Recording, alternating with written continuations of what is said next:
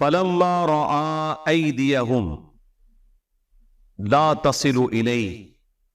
پھر ابراہیم علیہ السلام نے جب نوٹ کیا کہ وہ جو مہمان انسانی شکل میں فرشتے آئے ہوئے تھے، جو ابراہیم علیہ السلام کو نہیں پتا تھا کہ یہ فرشتے ہیں، انہوں نے اس گوشت کی طرف کوئی ہاتھ نہیں بڑھایا۔ یہ کیسے ہو سکتا ہے کہ مسافر آئے اور اس کے اوپر سفر کے آثار بھی ہوں اور آپ اس کے سامنے فریش گوشت لا کے بھنا ہوا رکھے اور وہ نہ کھائے اس میں سے؟ جب انہوں نے اس کی طرف التفات نہیں کیا نا، نَكِرَهُمْ، تو حضرت ابراہیم علیہ السلام کو جب یہ اندازہ ہوا کہ یہ اس کی طرف متوجہ نہیں ہو رہے، تو حضرت ابراہیم علیہ السلام جو ہے نا وہ تھوڑا سا اپنے جی کے اندر انہیں خوف سا محسوس ہوا، وَأَوْجَسَ مِنْهُمْ خِيفَةً، دل ہی میں وہ اندیشہ کرنا شروع ہو گئے، ان سے اجنبیت فیل ہونا شروع ہوگی۔ نَكِرَهُمْ قالوا لا تخف، تو فرشتوں نے کہا کہ مت ڈریے، انا ارسلنا الی قوم لوط، بے شک ہمیں قوم لوط کی طرف بھیجا گیا ہے اللہ تعالیٰ کی طرف سے،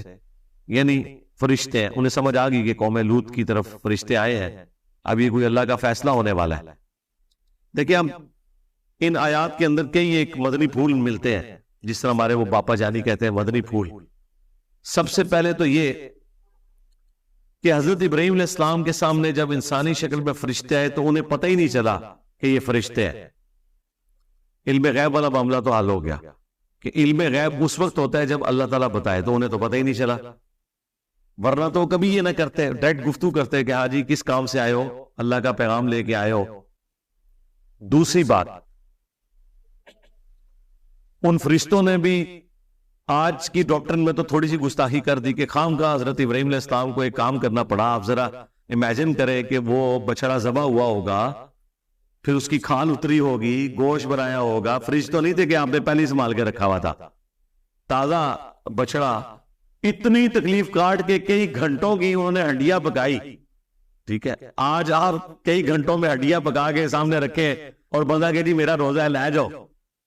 تو انسان کو غصہ نہیں آتا؟ تو اس اعتبار سے تھوڑی سی گستاخی بھی کر دی آج کی ڈاکٹرن میں کہ پہلے ہی بتا دیتے ہیں ابراہیم علیہ السلام کو مشقت نہ کاٹنی پڑتی۔ تیسری بات، جب وہ کھانا نہیں کھا رہے تھے پھر بھی حضرت ابراہیم علیہ السلام کی توجہ اس طرف نہیں گئی ہے کہ ہو سکتا ہے یہ فرشتے ہی ہوں۔ اس چیز نے دوبارہ کنفرم کر لیا کہ علم غیب اس زمانے میں اس طرح نہیں ہوتا تھا جب تک کہ اللہ تعالیٰ نہ بتائے، اور حقیقت یہ کہ علم غیب یہی ہوتا ہے کہ اللہ کے بتانے سے پتہ چلتا ہے۔ چوتھی بات اس میں سے کہ حضرت ابراہیم علیہ السلام نے اپنے دل میں خوف محسوس کیا، ان سے جی کے اندر اجنبیت فیل کی کہ یہ میرے گھر کا کھانا کیوں نہیں کھا رہے۔ اگلے زمانوں میں اگر کوئی آپ کے گھر کا نمک کھاتا تھا تو نمک حلالی اس کے اندر موجود ہوتی تھی، پھر وہ اس میزبان کو نقصان نہیں پہنچاتا تھا۔ یہ کلچر ہوتا تھا کہ میں نے یار اس کا نمک کھایا، میں اس کے ساتھ غداری نہ کروں۔